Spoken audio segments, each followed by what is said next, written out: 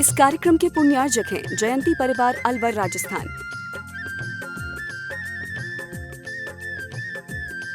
परिवार का सम्मान का कार्यक्रम महोत्सव कमेटी की ओर से संपन्न करेंगे और आप जोरदार ताली बजाकर इनका सम्मान करें। इसी क्रम में हमारे बीच में कोलकाता से गुणायतन ट्रस्टी श्रीमान धर्मचंद जी सुलोचना जी मोदी हमारे बीच उपस्थित हैं। मैं आमंत्रित करूंगा श्रीमान धर्मचंद जी सुलोचना जी मोदी परिवार कोलकाता गुणायतन ट्रस्टी परम पूज्य मुनिवर के श्री चरण वंदन करते गुरुवंदना का शभार प्राप्त करेंगे और इनके सम्मान के लिए मैं आवाज दूंगा श्रीमान राकेश जी गोधा और संजय जी पाटौदी, ये आएंगे सम्माननीय। साथ में अशोक जी दोषी ये भी जावे। आइए तो आइए ना, आइए आइए आइए तो आइए ना। अशोक रानी दोषी भी आ जावे और हाँ जी, इसी क्रम में अरुण राजाराम जी खड़के, श्रीमती सुनीता जी पंढरपुर महाराष्ट्र हमारे बीच उपस्थित हैं। मैं सम्मान से आमंत्रित करूंगा, वे आए परम पूज्य मुनिवर के श्री चरणों में नमन करते हुए आशीर्वाद प्राप्त करेंगे और उनके सम्मान के लिए मैं आवाज दूंगा हमारे अशोक जी शास्त्री, दिलीप जी पाटनी, ये आएंगे सम्माननीय। हमारे निर्माणाधि परिवार का गुणायतन परिवार की ओर से सम्मान का कार्यक्रम संपन्न करेंगे। हाँ जी, आइए आइए। इसी क्रम में गुणायतन से जुड़ने का अवसर प्राप्त किया है मीनल जी लोहाड़िया सीए उपस्थित हैं। मीनल जी लोहाड़िया सीए पूरे परिवार के साथ आए और मैंने इनके सम्मान की आवाज़ दी है दिलीप जी पाटनी, अशोक जी शास्त्री, ये आएंगे सम्माननीय। हमारे अरुण जी इनका सम्मान का कार्यक्रम संपन्न करेंगे और इसी क्रम में मीनल जी लोहाड़िया सी हमारे बीच उपस्थित हैं और इनके सम्मान के लिए मैं आवाज़ दूंगा अंबिकापुर से भाई विक्रम जी आ जाएं और साथ में आशीष जी और चीकू भैया आइए, पहुंचिए, जल्दी पहुंचेंगे, इनका सम्मान करना है। पहुंचिए बहन जी, हाँ काजू भैया। और आइए, मैं उस परिवार को यहाँ पर आमंत्रित करूँगा जिस परिवार के 4 सदस्यों ने पीएचडी अवार्ड प्राप्त किया है। ऐसे परिवार के लिए सबसे चाहूँगा जोरदार ताली बजाकर उनका सम्मान करें। हाँ जी, मीनल सीए का सम्मान करने के लिए आवाज़ दे दी मैंने। और आइए, इसी क्रम में मैं उस परिवार को आमंत्रित करूंगा जिस परिवार के 4 सदस्यों ने पीएचडी अवार्ड प्राप्त किया। पंडित सुरेश जी मारोरा इंदौर के परिवार से ब्रह्मचारी डॉक्टर समता जैन मारोरा पुत्री, विषय जैन वाङ्मय परमाणु सिद्धांत, डॉक्टर सुबोध जी जैन मारोड़ा इंदौर जो कि हमारे सुरेश जी के पुत्र हैं। विषय इनका था भारतीय संस्कृति में जैन पत्रकारों एवं पत्रकारों का योगदान एवं प्रभाव। इसी क्रम में डॉक्टर सुजस जी मारोर नोएडा जो कि सुरेश जी के सुपुत्र हैं। विषय था इनका मुनीषी क्षमा सागर जी के साहित्य का समीक्षात्मक अध्ययन। और डॉक्टर रत्ना जैन शुभी मारोरा इंदौर जो कि इस परिवार की बहू हैं, इन्होंने विषय लिया था आर्यिका विशुद्धमती माता जी की टीकाओं का अनुशीलन। ये चारों को मैं आमंत्रित करूंगा आदरणीय पंडित सुरेश जी मारोरा परिवार के साथ, वे आए परम पूज्य मुनिवर के श्री चरण नमन करते हुए आशीर्वाद प्राप्त करें और अपनी अपनी पीएचडी गुरुवर के कर कलमों में प्रेषित करें। और मैं चाहूँगा मयंक अनुजा अनुभव जी मुंबई हमारे बीच उपस्थित हैं, वे भी परम पूज्य मुनिवर के श्री चरण नमन करते हुए गुरुवंदना का सौभाग्य प्राप्त करेंगे। पंडित सुरेश जी मारोरा इंदौर के परिवार के 4 सदस्यों ने पीएचडी अवार्ड प्राप्त किया है जिसमें 2 पुत्र हैं, 1 पुत्री है और 1 पुत्र वधू है। ऐसे परिवार के लिए जोरदार ताली बजाकर का सम्मान करें। और आइए, मयंक जी अनुजा जी अनुभव जी मुंबई गुरुवर का आशीर्वाद प्राप्त कर रहे हैं। बंधु, हमारा आपका सौभाग्य है कि आगामी 1 नवंबर को परम पूज्य मुनिवर के सानिध्य में ऐतिहासिक अतिशयकारी चातुर्मास का समापन हो रहा है और चातुर्मास निष्ठापन का कार्यक्रम परम पूज्य मुनिवर का इसी मंडप पे संपन्न होगा। और साथ ही एक सौभाग्य और गुरुवर के आशीर्वाद से पूरी सकल दिगंबर जैन समाज इंदौर को प्राप्त हो रहा है जब हम और आप परम पूज्य मुनिवर का दीपावली के पावन अवसर पर विशेष उद्बोधन प्राप्त करेंगे, निष्ठापन का कार्यक्रम संपन्न करेंगे और साथ में सामूहिक यहाँ पर निर्वाण लाड़ू यहाँ पर समर्पित किया जाएगा। मैं इंदौर दिगंबर जैन समाज के सभी पदाधिकारी, मंदिर कमेटी के पदाधिकारी और सदस्यों से निवेदन करना चाहूँगा, आप अपने अपने जनालय में 8 बजे के पहले निर्वाण लाडू का कार्यक्रम संपन्न करके पूरी समाज 9 बजे यहाँ पर उपस्थित हो और हम और आप परम पूज्य मुनिवर के सानिध्य में दीपावली मिलन के साथ साथ निर्माण महोत्सव का कार्यक्रम संपन्न करें। ये कार्यक्रम यहाँ पर 7:30 बजे से अभिषेक शांतिधारा के माध्यम से प्राप्त होगा और 9 बजे यहाँ पर मुनिश्री के सानिध्य में हम और आप निर्माण लाडू संपन्न करेंगे और साथ ही इंदौर जैन समाज के समस्त श्रावक श्राविकाओं की भोजन व्यवस्था भी उस दिन रखी गई है। और एक सूचना, बहुत दिनों से प्रतीक्षा थी कि हमें वस्त्र कब मिलेंगे, लेकिन अब आपको सूचना देना चाहूँगा, हमारे मंडल पुण्याजक सामान इंद्रियों को वस्त्र वितरण का कार्यक्रम कल प्रातः काल से 8-8:30 बजे से प्रारंभ हो जाएगा। जिन्होंने भी इंद्राणी मंडल पुण्याजक के रूप में अपने नाम लिखाए हैं, अपनी ओरिजिनल रसीद के साथ यहाँ से वस्त्र प्राप्त कर सकते हैं। आइए इन्हीं सभी सूचनाओं के साथ हम और आप शंका समाधान के शेष कार्यक्रम का निवेदन करेंगे। मुनिवर संधान सागर जी महाराज से दोनों हाथ उठा के जयकारा लगाएंगे। बोले परम पूज्य मुनि श्री प्रमाण सागर जी महाराज की। आज का ये शंका समाधान का सत्र अपन प्रारंभ करते हैं। चलते हैं गुरु चरणों में और प्रथम प्रश्न के लिए मैं आवाज़ दे रहा हूँ। विकास जी जैन परिवार 78 नंबर से अपने बीच में विकास जी जैन है, उनका पूरा परिवार वे प्रश्न करेंगे और उसके बाद में रुचि गोदा इंदौर तैयार रहेंगी।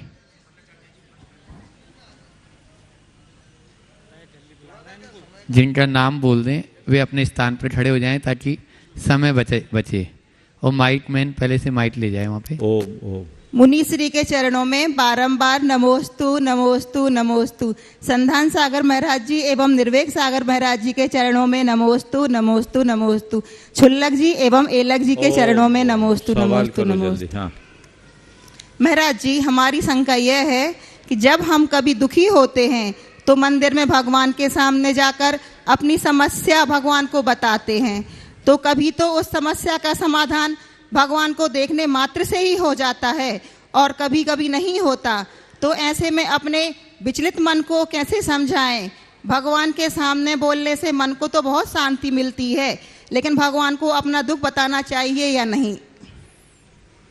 देखिए, भगवान के पास जाए तो जो चाहें सब कहते हैं, क्योंकि ऐसा कहने से हमारा मन हल्का हो जाता है। हम तो इतना जानते हैं कि बच्चा जब परेशान होता है, ओम ओम ओम, बच्चा जब परेशान होता है तो सीधे माँ की गोद में जाता है। ऐसे ही भक्त जब परेशान होता है तो सीधे परमात्मा की शरण में जाता है, उसके पास इसके अलावा और कोई दूसरा साधन ही शेष नहीं। इसलिए बोल सकते हैं इसमें कोई दोष नहीं। नमोस्तु महाराज जी, नमोस्तु महाराज जी। रुचि गोदा इंदौर और उसके बाद में तैयार रहेंगे अनुराधा निश्चित जी बाडड़िया इंदौर। मुनि संघ के चरणों में कोटिश वंदन। सभी छुल्लक जी को इच्छा में। महाराज जी, आज जन्मदिन है, बस आपका आशीर्वाद हम पे बना रहे सदा, यही है। क्वेश्चन ये महाराज जी, दुनिया को छोड़ो, सबसे पहले उसे खुश रखो जिसे तुम रोज आईने में देखते हो। तो महाराज जी, दुनिया को खुश रखने में हम अपने को खुश रखना भूल जाते हैं, तो अपने को खुश रखने के लिए हमें क्या करना चाहिए? बहुत अच्छी बात है। दुनिया को छोड़ो, पहले उसे खुश रखो जिसे रोज आईने में देखते। ठीक करो इसको भाई।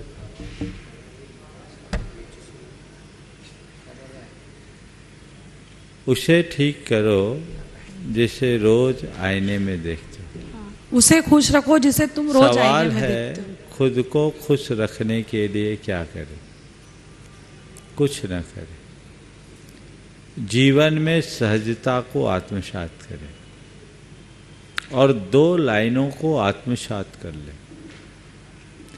होकर सुख में मग्न न फूलूं, दुख में कभी न घबराऊं, इष्ट वियोग अनिष्ट योग में सहनशीलता दिखलाऊं। यदि ये बात अंतर में आ जाए तो सब कुछ सुधर। नमोस्तु गुरुदेव, नमोस्तु गुरुदेव, नमोस्तु गुरुदेव। अनुराधा निशेष जी बाडड़िया। हाँ, सभी महाराज जी को मेरा नमस्तु।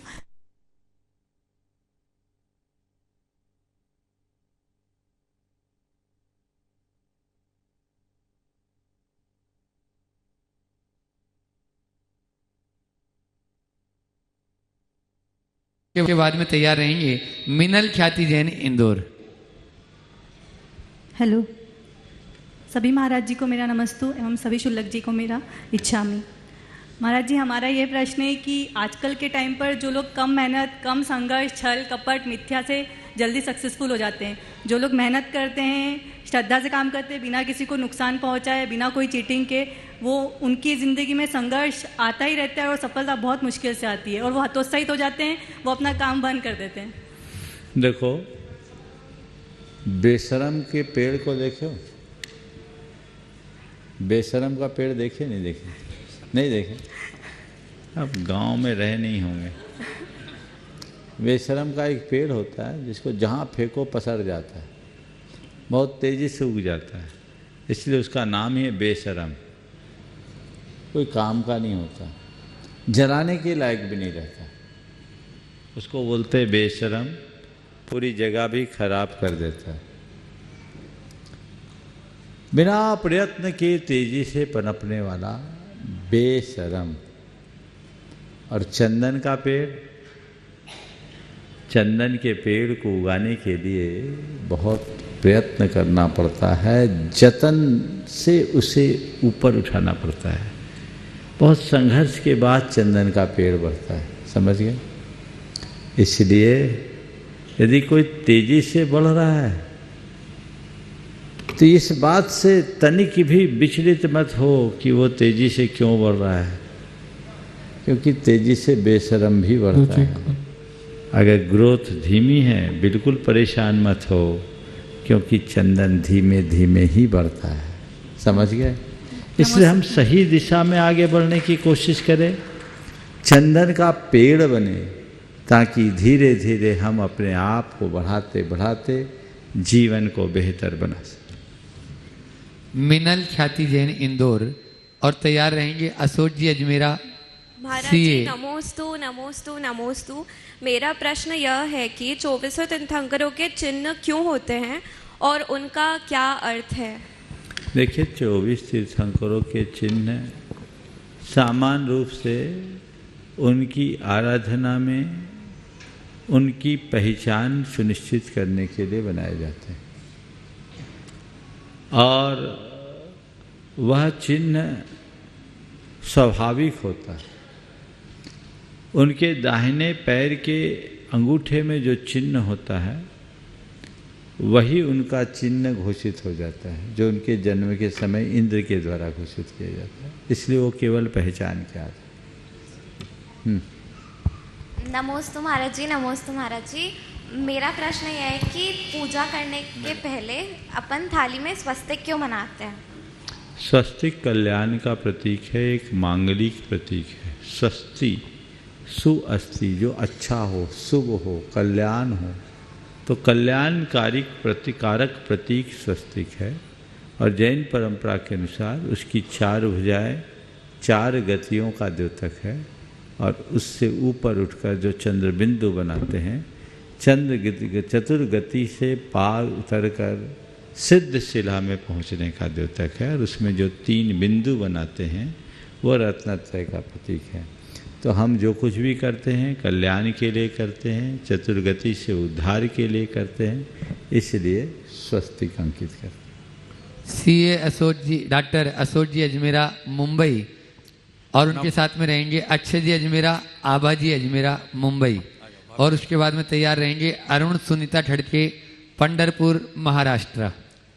नमोस्तु महाराज जी, नमोस्तु महाराज जी, नमोस्तु महाराज जी, नमोस्तु मुनि संघ। मैं अशोक अजमेरा हूँ, बॉम्बे से आया हूँ। मेरा संबंध कैपिटल मार्केट से है। और महाराज जी, जो आज स्पेशली जो कोविड के बाद जो हो रहा है, हमारे इन्वेस्टर्स बोले या ट्रेडर्स बोले, उनकी संख्या बहुत ज़्यादा बड़ी है। एक 2-3 करोड़ से अभी हमारे यहाँ 14 करोड़ इन्वेस्टर्स हो गए हैं सडनली 14 करोड़ और 5 करोड़ तो म्यूचुअल फंड में अकाउंट्स बन गए हैं। लेकिन महाराज जी उसमें 65 से 70% युवा वर्ग के लोग हैं जो 18 साल से 30 साल के हैं, और वह इस मार्केट में बिना पूरी जानकारी हुए और ये फ्यूचर्स एंड ऑप्शंस करके जो डेराइवेटिव प्रोडक्ट है उसमें अपना पैसा लगा के, ध्यान लगा के, टाइम खराब करके काफ़ी नुकसान भी कर रहे हैं और टाइम भी बहुत लगा रहे हैं और अपना भविष्य बिगाड़ रहे हैं। तो महाराज जी हम लोग तो हमारे लेवल पे करते ही हैं as a capital market people, लेकिन आपके द्वारा महाराज जी उन्हें कोई अच्छा संदेश या आदेश जाए महाराज जी कि जीवन में ये शॉर्ट टर्म में बहुत ऊपर पहुंचना या ज़्यादा कमाना, इसके क्या परिणाम हो सकते हैं और क्या अंजाम हो सकते हैं महाराज जी। नमस्ते। देखिए, सबसे पहले तो मैं ये कहूँगा कि सभी को बरगद का पेड़ बनने का लक्ष्य रखना चाहिए, बारिश का पेड़ नहीं। पुनः दोहरा रहा हूँ, सभी को बरगद का पेड़ बनने का लक्ष्य रखना चाहिए, बारिश का पेड़ बनने का नहीं। बारिश का पेड़ 4 महीने में 8 फुट का हो जाता है, लेकिन अगले 4 महीने में वो सूख भी जाता है। जितनी तेजी से बढ़ता है उतनी ही तेजी से सूखता है। पर बरगद के पेड़ को 8 फुट का होने में 4-5 बरस लग जाते हैं, पर वो एक बार बढ़ता है तो बढ़ते ही जाता है। इसलिए नाम ही है उसका बढ़, जो बढ़े सो बढ़। तो मैं ये संदेश सभी को दूंगा, खासकर युवाओं को, कि शॉर्ट टर्म गेन कतई अच्छा नहीं होता। जो कुछ भी करे वो लॉन्ग टर्म करे। हाँ महाराज। जहाँ तक स्टॉक एक्सचेंज में, शेयर बाजार में काम करने का सवाल है, मुझसे पूछते हैं तो मैं इस संदर्भ में इतनी ही बात कहना चाहूँगा कि शेयर बाजार में इन्वेस्टमेंट तो स्वीकार्य है,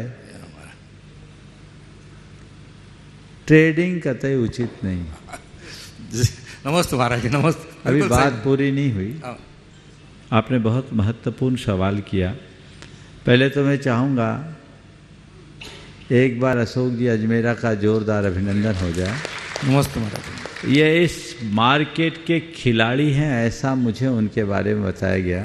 नहीं महाराज। और CNN वगैरह चैनल्स में ये अपनी सलाह देते रहते हैं, और जो दुनिया को इन्वेस्टमेंट का गुर सिखाते हैं, आज वो मेरे माध्यम से लोगों तक संदेश पहुंचाना चाह रहे हैं।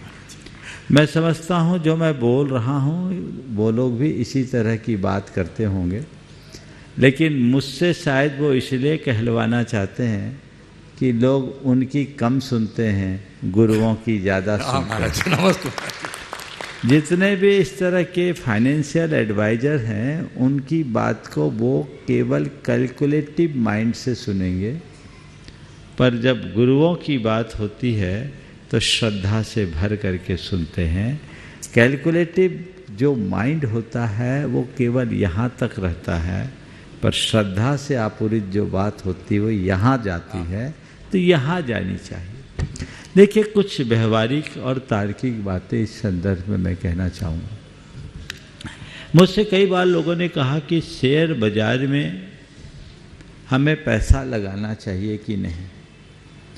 एक समय तक लोग शेयर मार्केट में इन्वेस्टमेंट को बहुत निंद दृष्टि से देखते थे, और उसमें मैं भी शामिल था। लोग इसको जुआ मानते थे। 25, 30, 20 वर्ष पहले मैंने भी, हो सकता मेरी कोई पुरानी रिकॉर्डिंग निकल जाए तो आप लोग भी उसको करो और शायद मुझे ट्रोल करो कि आपने भी कभी कहा था। जब इस विषय में ज़्यादा जानकारी नहीं, खासकर जब हर्षद मेहता जैसे कांड हुए थे ना, तो इसे एक प्रकार के जुआ के रूप में निरूपित किया जाने लगा। लेकिन जब बाद में इस व्यापार से जुड़े लोगों से बातचीत करने के बाद चीज़ें समझ में आई और मेरी एक आदत है, जिस क्षेत्र का आदमी मुझे मिलता है मैं उससे बात करता हूँ और काम की बात सीख लेता हूँ और उसे अपने अनुभव के कोष में डाल देता हूँ। तो मैं इस निष्कर्ष पर पहुँचा, ये व्यवसाय कतई बुरा नहीं है। इस व्यवसाय के क्षेत्र में रहने वाले लोग बुरे हो सकते हैं। ये एक इन्वेस्टमेंट है और प्रगति के लिए बड़ा अच्छा माध्यम है। मैंने पूरे शेयर बाजार के 100 साल के इतिहास पर विचार किया। मुझे लोगों ने बताया कि ये कैसे लोगों को स्थायी प्रगति देता है। एक अच्छे व्यवसाय के रूप में भी इसे लिया जा सकता है, बशर्ते आप केवल इन्वेस्टमेंट तक सीमित रहो। और इन्वेस्टमेंट भी जिस किसी कंपनी में नहीं करो। आप किसी भी कंपनी में इन्वेस्ट करना चाहो तो पहले उस कंपनी को देखो कि उसका प्रोडक्ट क्या है, वो कंपनी किस चीज का कारोबार करती है। यदि उसमें कोई हिंसा का समावेश है, तौबा कर लो, दूर से प्रणाम कर लो। क्योंकि यदि हम किसी भी ऐसी कंपनी में अपना इन्वेस्टमेंट करते हैं तो उसके लाभांश में जो भी उसका पाप है वह भी हमारे लिए भोगना पड़ेगा। इसलिए उनसे हमें बच के रहना चाहिए। दूसरी बात, उस कंपनी का रिकॉर्ड देखो कि 10 सालों से कंपनी ने अपना क्या परफॉर्मेंस दिया है। जिसका ग्राफ चढ़ता हुआ है तो समझ लो ये चढ़ता सितारा है, इसमें हम रुपया लगाएंगे तो ये कमाएगा और हमको कमा के देगा। कई ऐसे सेक्टर है, अब शराब का है, जूते चप्पल का है, होटल का है और अनेक ऐसे।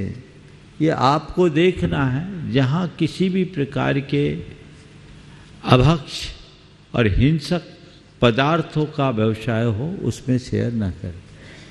दूसरी बात, ट्रेडिंग से बचें और ट्रेडिंग करे भी तो ऑप्शन और फ्यूचर से बचे। वो सट्टा है, जुआ है, अनर्थकारी। डिलीवरी बेस्ड ट्रेडिंग कदाचित करना चाहें तो करें, लेकिन इसमें इतना फियर और ग्रीड होता है कि मैं तो हमेशा कहता हूँ आपके शेयर बाजार की समीक्षा एक पंक्ति में करता हूँ। कर दूँ? हाँ महाराज जी। जिस धंधे में माल खरीदने के बाद दाम घटे और बेचने के बाद बढ़ जाए उसका नाम शेयर बाजार। बहुत खूब महाराज जी, नमस्ते महाराज जी। खरीदने के बाद दाम घटे और बेचने के बाद बढ़ जाए उसका नाम शेयर बाजार। जो खरीदने में भी रुला है और बेचने में भी रुला है। बिल्कुल। जितने बड़े लोग हैं इस व्यवसाय से जुड़े, मेरे संपर्क में बहुत लोग हैं, वो कहते हैं हम शेयर बेचते ही नहीं, केवल खरीदते हैं। बेचने का काम ही नहीं। और अच्छी कंपनी में खरीदते हैं और उसके डिविडेंड से अपना खर्चा चलाते हैं।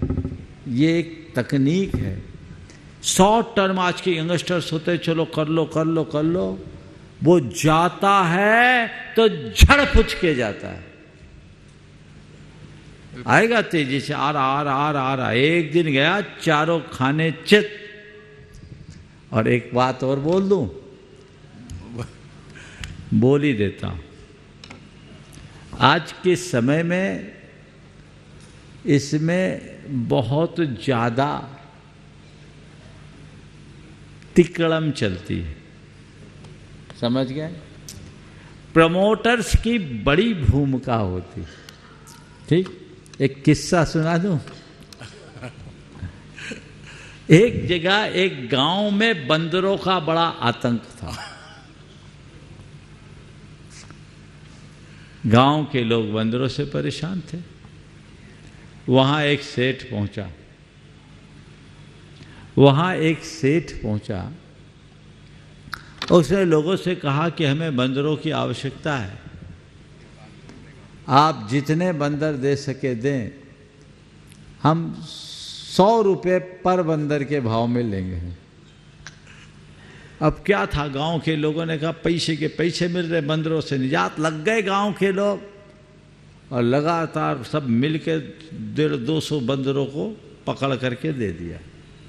सेठ ने सब बंदर खरीद लिए और बंधवा कर एक पेड़ के नीचे रख दिया, अपना एक आदमी रख दिया। उस आदमी ने कहा कि भैया अपने को और बंदर चाहिए। बोले बंदर और 10-5 लाए, दे दिए। अब बोले और बंदर चाहिए, तो बंदर है नहीं। बोले भैया आप 150 रुपया में बंदर लेंगे, और 2, 5, 10 पकड़ में आए सो दे दिए। उसने कहा और बंदर हो अब तो 200 में ले लेंगे। थोड़े 2, 5, 10 बंदर रखे थे और ढूंढ ढांड के लोग लाए, 200 में आ गए। उसने कहा अभी और बंदर हो तो हम 400 में लेंगे। अब कहीं बंदर ही नहीं मिले, हो बंदर तो लाए, 400 में बंदर नहीं है। तो सेठ के माल जो मुनीम था उसने कहा देख भाई, सेठ तो 400 में लेगा, अब बंदरों में कोई चिन्ह तो होता नहीं, हमारे पास ये 250 बंदर पड़े, तुम लोग हमसे 300 में ले लो, हम तुमसे 400 में ले लेंगे। अब क्या था, लोगों ने कहा 100 रुपया बंदर के सीधे बच रहे बिना मेहनत के। सब लोगों ने उनके 300 के बंदर खरीद लिए, समझ गए। और कहा भाई 400 में कर लेंगे। बोले कल मालिक आएगा ले लेंगे। वो दूसरे दिन गया सो आज तक नहीं आया। ये धंधा है, समझ गए। 150 में बेच के 300 में खरीद ले। ये फ्यूचर ऑप्शन और इस तरह का जो प्रमोटर्स का खेला होता है ना, ये बड़ा विचित्र खेल होता है।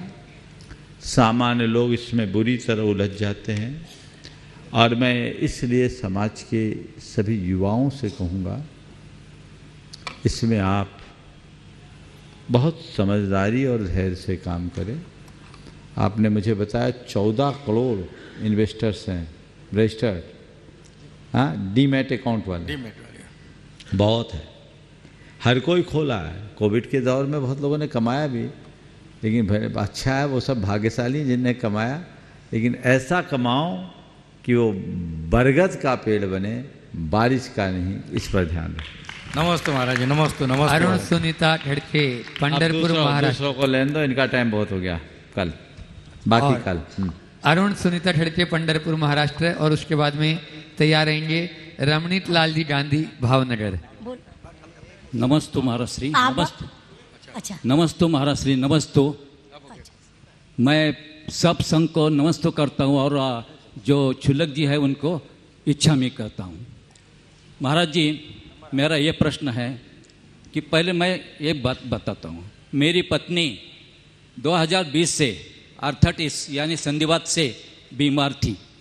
उसके लिए एलोपैथी उपचार चल रहा था, लेकिन 2 साल के बाद उन्होंने आपका भावना योग सुबह और शाम पढ़ने चालू कर दिया।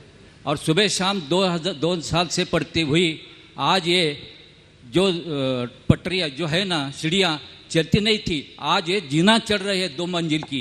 तो इसका बात मैं ये कहता हूँ, ये पत्नी मेरे साथ है, तो इसके पीछे मेरा प्रश्न है कि ये भावना योग में विज्ञान क्या है, विज्ञान का असर शरीर पर क्या होता है और आध्यात्म से आत्मबल पर कितना बढ़ता है, ये बात मुझे हमारे लिए।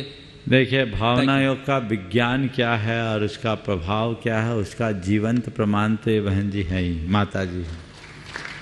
आपने जैसा अभी बताया संधिवात यानी गठियावात, आर्थराइटिस, गठिया रोग।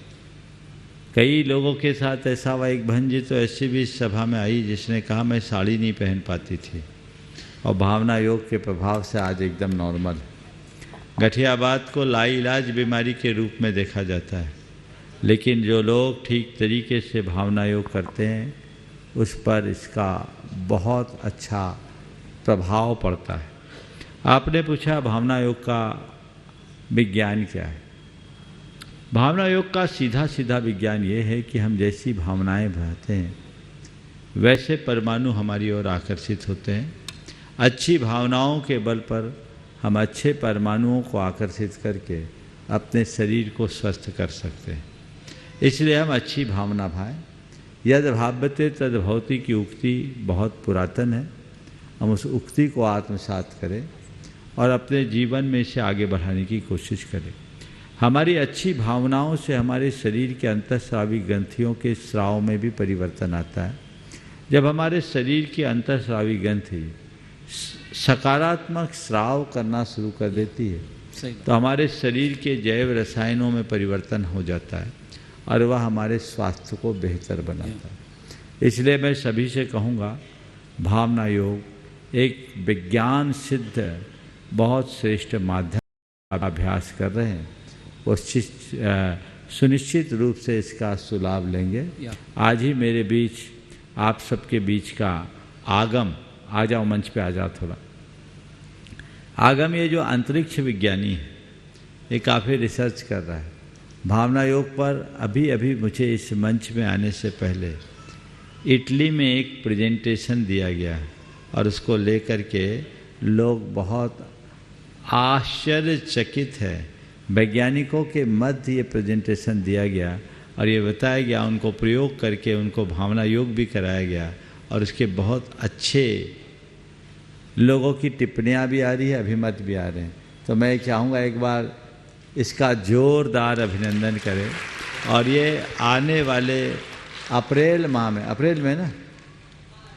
अप्रैल में फ्लोरिडा में भी अपना प्रेजेंटेशन देने की तैयारी कर रहा है, जिसमें दुनिया के कुल 12 लोगों का चयन हुआ है, उसमें एक आगम का चयन किया जाए। ये नियमित भावना योग स्वयं करते हैं और औरों को करने की प्रेरणा देते हैं। तुम अपना छोटा सा एक्सपीरियंस 30 सेकेंड में बोल लो। नमस्ते महाराज जी, मेरा नाम आगम जैन है और रिसेंटली इटली में एक रिसर्च पेपर प्रेजेंटेशन है भावना योग के ऊपर, जिसका टाइटल है exploring the impact of Jain meditation और भावना योग on the mental wellbeing of astronauts for prolong isolation space missions. मतलब अंतरिक्ष में जब अंतरिक्ष यात्रियों के लिए भावना योग कितना लाभदायक हो सकता है, इस पेपर में इस बारे में बताया गया है। और जो इटली में 14 से 18 अक्टूबर में जो IAC कॉन्फ्रेंस हुई उसमें भी इसको प्रेजेंट किया गया था, जो अगले महीने इंटरनेशनल लेवल पे पब्लिश होने वाला है और ये अप्रूव हो चुका है। और सेम एक्सपेरिमेंट मैं एक्सटेंड करके जो अगले साल अप्रैल में फ्लोरिडा में possum scientist astronaut candidate program है, उसमें भी ये रिपीट करने वाला हूँ, इसका जो एक्सटेंडेड वर्जन है। और ये महाराज श्री के सानिध्य में ये एक्सपेरिमेंट मैं कर पा रहा हूँ। तो ये एक्सपेरिमेंट था भावना योग के ऊपर। बहुत सुंदर, नमस्ते। बहुत सुंदर। चलिए रमणीक लाल जी गांधी भावनगर, और उसके बाद में तैयार रहेंगे पदमचंद जी जैन कोलकाता, जो डुनाइतन के ट्रस्टी हैं। धर्मचंद। नमस्ते महाराज। धर्मचंद। मेरी उम्र 90 साल है। मैं नियमित अभिषेक पूजा छठकर मैं करता हूँ, 2 बार खाता हूँ और 24 भी करता हूँ। मेरी भावना दीक्षा लेनी बहुत है, मगर मेरा शरीर साथ नहीं आता, तो घर पे बैठे मेरी समाधि कैसी अच्छी हो, मेरा आशीर्वाद दीजिए। देखिए बहुत अच्छी, आपकी 84 साल की उम्र बताएं। 90। बहुत सुंदर। मैं तो देख रहा हूँ कि 90 साल में आप इतने अच्छे खड़े हैं, 100 साल में भी ऐसे ही खड़े रहे, ऐसे ही भावना भाता हूँ। आपने पूछा है कि घर में रहते हुए मैं अपनी समाधि कैसे करूँ। 2 काम करो। सबसे पहला काम, अपने आप को अब मालिक मानने की जगह मेहमान मानो। क्या मानो? अब मैं घर का मुखिया नहीं हूँ, घर का क्या हूँ? मेहमान हूँ। अब तो आपके पोते भी सब काम संभाल रहे होंगे, तो आप बिल्कुल अपने आप को मालिक मानने की जगह मेहमान मानकर जीना शुरू करो। और अब जरूरत पड़े तो मार्गदर्शन दो, मार्ग निर्णायक मत बनो। जो तुमको करना है सो करो। अपना अधिकतम समय धर्म ध्यान में लगाओ, जितना बन सके पाठ जाप में बिताओ, और रोज़ ये भावना भाव कि मेरा अंत समाधि मरण पूर्वक हो। कोशिश करे व्रती बनने का, व्रती बन जाए तो सोने में सुगंध। नमस्ते महाराज। धर्मचंद जैन कोलकाता, और उसके बाद में अपने बीच में इस धर्म प्रभावना समिति के मुख्य संयोजक श्री रमेश जी निर्वाणा के सुपुत्र प्रियंक जी जैन निर्वाणा यहाँ पर उपस्थित है पूरे परिवार के साथ में, और पूरी कमेटी उनका स्वागत अभिनंदन करना चाहती है। वे आ जाएंगे और अपना प्रश्न भी करेंगे। नमस्ते महाराज। नमोस्तु इच्छामी छुल्लक जी। कलकत्ता से संपत जी छाबड़ा ने एक प्रश्न भेजा है अभी, तुमको मैं पूछ लेता हूँ। हाँ, बोलो बोलो। स्वर्ग में देव कौन सी भाषा में बात करते हैं? स्वर्ग में देव कौन सी भाषा में बात करते हैं? स्वर्ग में देव कौन सी भाषा में बात करते हैं? देखो, अगर मुझसे पूछो तो मैं तो कहूँगा वो स्वर्ग की भाषा में बात करते हैं। कहाँ की भाषा में बात करते हैं? स्वर्ग के देव स्वर्ग की भाषा में बात करते हैं। अब आप पूछोगे स्वर्ग की भाषा क्या है, तो लोक में ऐसी प्रसिद्धि है कि संस्कृत को देव भाषा कहा जाता है, तो उस हिसाब से वह देव भाषा में बोलते हूँ। जहाँ तक जैन आगमों का सवाल है,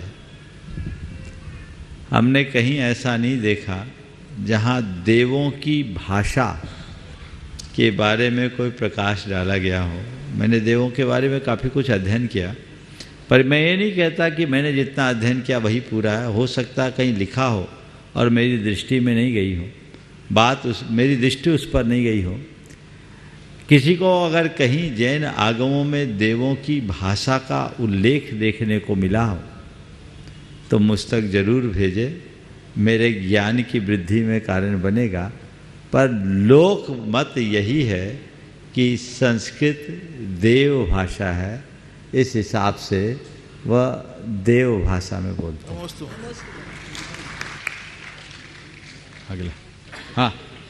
प्रियंक जी जैन निर्वाणा परिवार जो मुख्य संयोजक है धर्म प्रभावना समिति के, आ जाएं और धर्म प्रभावना समिति के आज क्या बात है, प्रियंक धोती में आज जन्मदिन है। ये बात बहुत बढ़िया। और प्रियंक भैया अपना प्रश्न भी डालेंगे और उसके बाद में तैयार रहेंगी शेफाली जैन यूएसए NRI पाठशाला शिरोमणि परिवार को सामने आ जाने दो पहले एक साथ। पूरे प्रभा देवी जी, उनकी माँ और पिताजी। महाराज जी, प्रियंका कहना है बहुत संकोची है, वो कह रहा मैं नहीं बोल सकता हूँ माइक पे। अरे उसी को दो माइक, तुम लोग हट जाओ, परिवार को सामने आने दो पहले।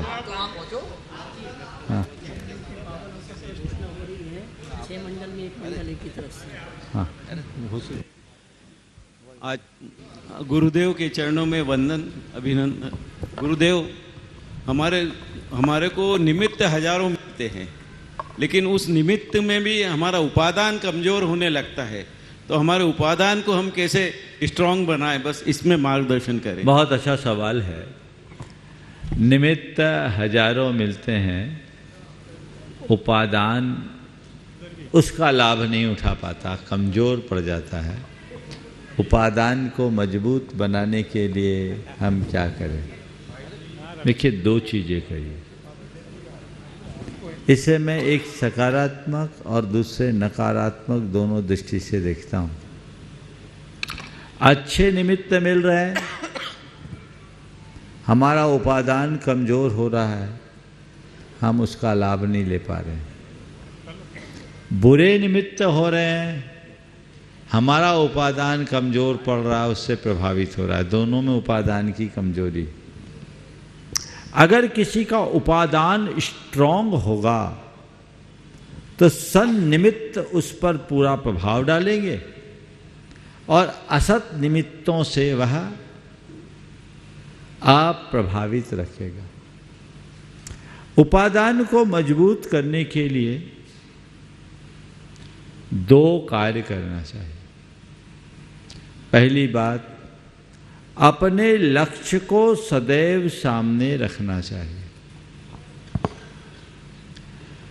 मेरा लक्ष्य क्या है, मेरा प्रयोजन क्या है, और जो मेरा लक्ष्य है, जो मेरा प्रयोजन है, वो मेरे सामने होगा तो दूसरा काम साथ साथ होगा। क्या होगा? मैं लक्ष्य की पूर्ति में साधक कार्यों में जुटूंगा और लक्ष्य की पूर्ति में बाधक निमित्तों से बचूंगा। तो लक्ष्य को सामने रखिए, साधक से जुड़िए और बाधक से बचिए, अपने आप काम हो जाएगा। हम लोगों का या तो लक्ष्य ही नहीं होता, और लक्ष्य होता भी है तो बड़ा उथला होता। तो हम उथले लक्ष्य से बचें, स्थिर लक्ष्य बनाएं, दृढ़ संकल्पी बने जिससे जीवन को बेहतरी प्रदान की जा सके। नमस्ते। शेफाली जैन USA NRI पाठशाला के प्रामाणिक समूह के प्रामाणिक समूह जी NRI नहीं, हाँ, और शिरोमणि संरक्षक भी है। नितिन जी भी हों तो वो भी आ जाएं। नितिन अभी नहीं आया, आ गया नितिन के। हाँ बोलो। नमोस्तु महाराज श्री, नमोस्तु नमोस्तु नमोस्तु, इच्छामी स्वामी। सभी को जय जिनेन्द्र। आज धनतेरस की सबको ढेर सारी शुभकामनाएं। आपको आज मैं याद दिलाना चाह रही हूँ कि प्रामाणिक समूह ने दिवाली के इस शुभ अवसर पर कई सारी प्रतियोगिताएं आप लोगों के लिए आयोजित की हैं। आप लोग उसके बारे में अवेयर होंगे, आपको मैसेजेस आए होंगे। प्रामाणिक ऐप और मुनि प्रमाण सागर .net वेबसाइट पे आपको सारी डिटेल्स इसकी मिल जाएंगी। आपको सारे मतलब जो भी बारीकियां हैं वो सारी की सारी उससे पता चल सकती है। खूब सारे हमने उसके लिए अवार्ड्स भी रखे हैं अवेकनिंग नाउ के, और अहिंसक भी कई जीवन शैली को जीने के भी बहुत सुंदर सुंदर हमने प्राइजेस रखे हैं। तो आप लोग ज़रूर से उसमें पार्टिसिपेट कीजिएगा। तो सबसे पहले है तो ज्ञान बढ़ाओ। ज्ञान बढ़ाओ में क्योंकि महावीर स्वामी भगवान का निर्वाण महोत्सव है तो उसके लिए PDF है उनके जीवन के परिचय पर, उसके क्वेश्चंस हैं, आप ज़रूर से सॉल्व कीजिए और बहुत सुंदर सुंदर प्राइजेस विन कीजिए। इसके अलावा दिवाली का टाइम है तो घर की सजावट में तो सब लोग संलग्न है ही सही, तो क्यों ना इस बार रंगोली हम एसिड वाले कलर्स, जो हम रेगुलर कलर्स बाज़ार से ख़रीदते हैं वो एसिड मिलावा होता है उनमें, जिससे बहुत सारे जीवों का घात होता है। तो उनकी बजाय हम ऑर्गेनिक और इको फ्रेंडली कलर्स बाज़ार में आते हैं वो यूज़ कर सकते हैं, या फिर हमारे वीडियोस देखिए कैसे हम घर में भी बना सकते हैं इन सुंदर कलर्स को खाद्य पदार्थों से, और उससे रंगोली बनाएं तो किसी भी जीव का घात नहीं होगा, हमारा अहिंसा परमो धर्म भी पलेगा। इसके अलावा खड़ी गेरू से आप मांडना बनाइए जिससे कि घर में पॉजिटिविटी रहे और नेगेटिविटी दूर जाए। हम जो ऑयल पेंट्स या बाज़ार के कलर्स से कलर्स करते हैं उनमें बहुत सारे एनिमल इंग्रेडिएंट्स होते हैं, हम बिना इंग्रेडिएंट्स पढ़े हुए उनको यूज़ कर रहे होते हैं तो हमारे घर में सिर्फ नेगेटिविटी ही आ रही होती है। तो इसका भी आप उपयोग करें और उससे घर सजाएं। बंधनवार जो बनाएं इस बार आप सजाएं तो कोशिश करें कि सारे इको फ्रेंडली मटेरियल्स से, बहुत सारे घर में भी मटेरियल्स होते हैं, बाज़ार से भी अगर आप लें तो वुडन बीड्स वगैरह लें बजाय प्लास्टिक के बीड्स वगैरह लेने के, क्योंकि वो भी लैंडफिल में जाते हैं और बहुत सारे जीवों का घात करते हैं। तो हमारी दिवाली ऐसी हो कि भगवान महावीर के संदेश को हम आत्मसात कर सकें और उस तरीके से हम मनाएं, और इस प्रतियोगिता के माध्यम से हमें एक प्लेटफॉर्म मिलता है कि हम वैसी ही हमारी दिवाली मनाएं और सिर्फ फ़ोटो भेजें। और इसके अलावा मुझे पता है कि फटाके तो आप लोग नहीं छोड़ रहे होंगे, तो एक संकल्प पत्र भी है, तो संकल्पित हो जाइए तो आपका मन बिल्कुल भी नहीं ललचाएगा और महाराज जी के आशीर्वाद से आपको एक सर्टिफिकेट मिलेगा। तो इस तरीके से दिवाली मनाएं और हमारे अहिंसा परमो धर्म को आत्मसात करें। जय जिनेन्द्र। नमस्ते महाराज। आज अपने बीच में छतरपुर के डीजे अरविंद जी जैन साहब यहाँ पर सपरिवार उपस्थित हैं। जोरदार ताली बजाते हुए उनका स्वागत अभिनंदन करें। अरविंद जी जैन साहब आ जाए, वे अपना प्रश्न भी रखेंगे और साथ में मैं चाहूँगा धर्म प्रभावना समिति के अध्यक्ष एवं मुख्य यजमान इनका पीत दुपट्टा के माध्यम से स्वागत अभिनंदन कर दें। सब पत्नी आ जाएं स्वागत के लिए। हाँ करें। अरविंद भैया अपना प्रश्न करें। नमोस्तु महाराज। नमोस्तु महाराज। महाराज श्री, एक बहुत ही चिंता का विषय है, यद्यपि आपके मन से अभी कई बार इस बात को चर्चा को मैं प्रतिदिन नियमित रूप से संख्या समाधान देखता हूँ और चर्चा होती रही है, और अन्य कई मंचों पर भी इस बात की चर्चा हो रही है कि तीर्थ क्षेत्रों का संरक्षण कैसे हो। मैं चूँकि न्याय विभाग से संबंधित हूँ और कई मामले हमारे सामने ऐसे आते रहते हैं कि जहाँ पर कि एक छोटी सी राजस्व एंट्री के कारण उन मामलों में हम हार जाते हैं। इसका एक प्रत्यक्ष उदाहरण अभी हमको, जब छतरपुर में मेरी पोस्टिंग हुई तो वहाँ पर एक मेला ग्राउंड का मंदिर है महाराज श्री।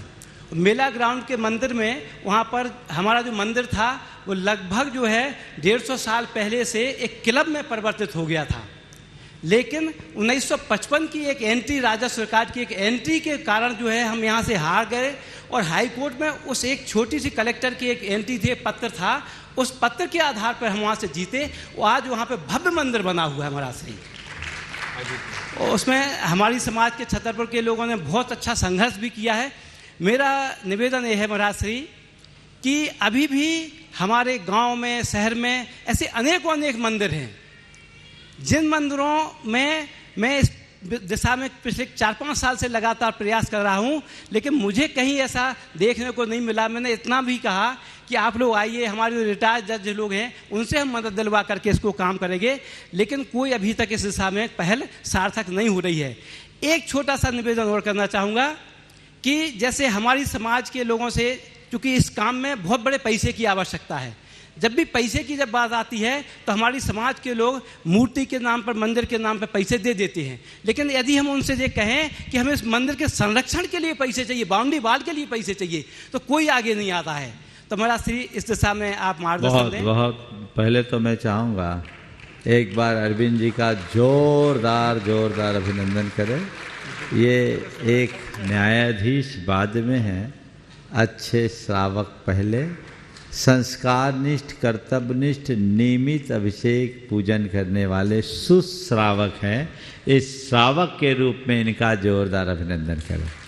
आपने जो बात उठाई है, मैंने भी अनेक बार इस कार्यक्रम में आप सबके बीच रखी है, और आज आपने जिस विषय पर ध्यान आकर्षित किया है वो बहुत गंभीर है और हमें इसे बहुत तत्परता से अपनाना चाहिए। सभी को अपने अपने मंदिरों और धार्मिक सामाजिक ट्रस्टों और संस्थानों के जितने भी दस्तावेज हैं उन्हें सर्वोच्च प्राथमिकता से व्यवस्थित करना चाहिए, उन्हें डिजिटलाइज करना चाहिए। और जो मूल कागज है उन कागजों को एक प्रस्ताव रखकर मिनट्स में लेकर अपने संस्थान में एक सुरक्षित अलमारी में रखना चाहिए, किसी व्यक्ति विशेष के घर में नहीं होना चाहिए। मेरी जानकारी में ऐसे अनेक मंदिरों, तीर्थों और धार्मिक संस्थानों के प्रकरण हैं जिनके पुरखे ट्रस्टी थे, सारे कागजात उनके ही पास थे, वे चले गए, बाल बच्चों ने उन कागजों को रद्दी में बेच दिया। अब उनके कोई डॉक्यूमेंट्स नहीं है। 50 साल, 60 साल, 70 साल, 80 साल पुराने रिकॉर्ड अब कहाँ है? गवर्नमेंट के पास भी सुरक्षित नहीं है, और उस पर माफियाओं की नज़र पड़ी और पूरी संपत्ति खुर्द बुर्द हो रही। तो पहला काम तो पूरी समाज को अपनी सर्वोच्च प्राथमिकता से ये करना चाहिए कि सारे दस्तावेजों को रेगुलराइज कराए। कमेटियां बैठे, हमारे ऊपर, आप अगर किसी ट्रस्ट के, किसी कमेटी के प्रमुख हो तो ये आपकी नैतिक जिम्मेदारी है कि आप उस धरोहर को बचाएं। उसके लिए जो भी आवश्यक कार्रवाई वो करे। हर कमेटी का एक लीगल एडवाइजर होना चाहिए। एक फोरम भी बन सकता है। कई एडवोकेट्स ने अपनी ओर से इच्छा भी व्यक्त की, ऐसी पहल हो कि अगर कोई देश भर में ऐसा कोई हो, एक वेबसाइट के माध्यम से एक फोरम बने, या हम तो कहते कुछ नहीं, अपने से बहुत जुड़े हुए एडवोकेट्स हैं, आप प्रामाणिक ऐप पे अपनी बात डालिए, आपको बहुत सारे जज और एडवोकेट सलाह दे देंगे, वो सलाह आपको दी जाएगी। और अब तो टेक्नोलॉजी से भी बहुत सलाह मिल जाती, चैट जीपीटी में सबका समाधान है। चैट जीपीटी से आप समाधान दीजिए, वकीलों से सलाह लीजिए और अपने दस्तावेजों को सुदृढ़ कीजिए, सुव्यवस्थित कीजिए। नहीं तो आने वाले समय में कुछ नहीं कहा जा सकता। मैं उन ट्रस्टों से भी कहूँगा जो पैतृक या पारिवारिक ट्रस्ट है वो और प्रमुखता से ध्यान रखे, क्योंकि हम नहीं कह सकते कि आने वाली तीसरी चौथी पीढ़ी जैनी रहेगी कि नहीं। समाज तो फिर भी हरी भरी रहती है, परिवार चढ़ता उतरता है। वर्षों से तुम 200 साल 400 साल से अपने पुरखों की धरोहर को बचाए हुए हो, लेकिन कहीं ऐसा ना हो कि तुम्हारे कुल में कोई ऐसा कर्म फूटा आ जाए और उसे ही बेच खाए। कोई आश्चर्य नहीं होगा। 2-4 उदाहरण तो मैंने देख भी लिए। इसलिए इनसे बचिए और इन दस्तावेजों को सुव्यवस्थित करने के लिए संकल्पित हो जाइए ताकि सब कुछ बेहतर हो सके। आपने जो बात कही बहुत ही प्रासंगिक और सामयिक है और एक बार छतरपुर समाज के लिए आप जोरदार करतल ध्वनि से दाद दीजिए, जिन्होंने लंबी लड़ाई लड़ी, संघर्ष किया और अपनी धरोहर को बचा लिया, और उनसे सीख भी लीजिए कि कल हमें कहीं और ऐसी कठिनाई का या ऐसी स्थिति का सामना न करना पड़े। महाराज श्री, एक निवेदन ये था कि आपके सानिध्य में एक कम से कम कमिश्नरी लेवल पर एक कमेटी या 3 लोगों की वो बन जाए। मैं इसमें पूरा सहयोग देने के लिए तैयार हूँ। हमारे रिटायर्ड जज बहुत सारे हैं मध्य प्रदेश करने के लिए तैयार हैं। आपका प्रस्ताव बहुत अच्छा, मैं आपसे ही चाहूँगा उसका पूरा प्रारूप बनाओ, हम लोग आगे बढ़ेंगे। नमस्ते महाराज जी, नमस्ते महाराज जी, नमस्ते। चलो विक्रम जी जैन अंबिकापुर, वे अपना प्रश्न पूरी टीम के साथ में रखें और उसके बाद में महाराज जी के पास में। नमोस्तु महाराज श्री। महाराज श्री, आज मेरे पिताजी की पहली पुण्यतिथि है, तो उसके उपलक्ष्य में अगर मैं आज यहाँ पे आपके सानिध्य में हूँ तो ये बहुत बड़ा सौभाग्य है मेरे लिए।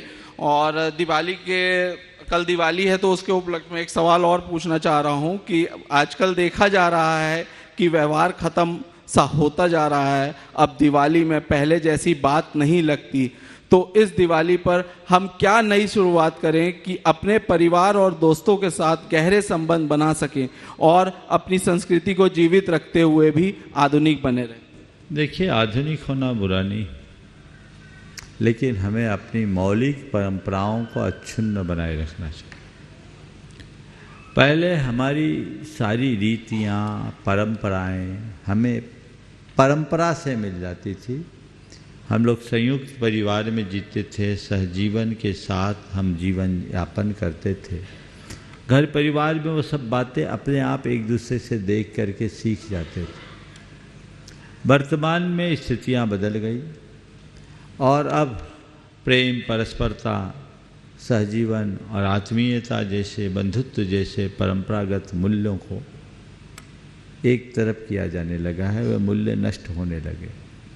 इसके कारण आज हमारे जितने भी पर्व त्यौहार हैं, उसके साथ जो अपेक्षित भावनाएं हैं वो क्षीण होने लग रही है और सब चीज़ें महज औपचारिक से हो रहे। हमें चाहिए कि हम मौलिक ढंग से सब कुछ करें। अपने पर्वों और त्योहारों को मनाने की केवल औपचारिकता पूरी न करें। जो हमारी परंपरागत व्यवस्था थी उनको सीखे, समझे, और उसके लिए घर परिवार के लोगों को एक काम और करना चाहिए। अभी दीपावली का समय है, मैं देख रहा हूँ छुट्टियाँ हैं, प्रायः हर घर में पूरा परिवार इकट्ठा हो रहा हो। एक बहुत अच्छी परिपाटी है देश में। ज़्यादातर लोग, हम कहीं रहें न रहें, दीपावली में इकट्ठे जरूर रहते हैं।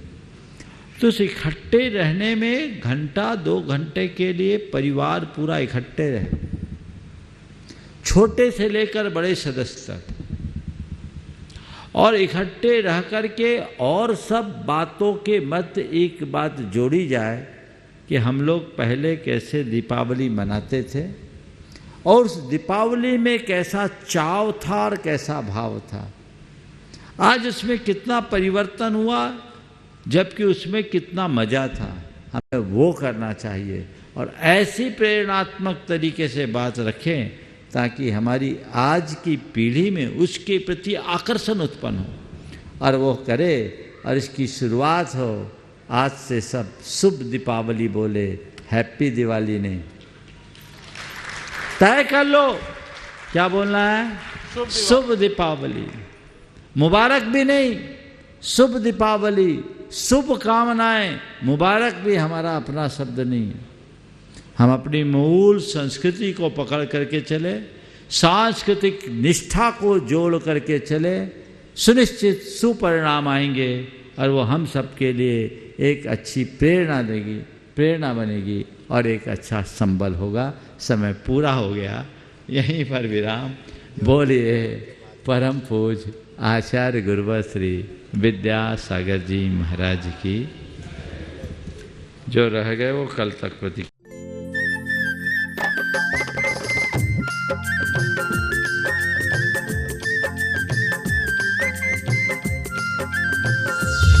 इस कार्यक्रम के पुण्यार्जक हैं जयंती परिवार अलवर राजस्थान।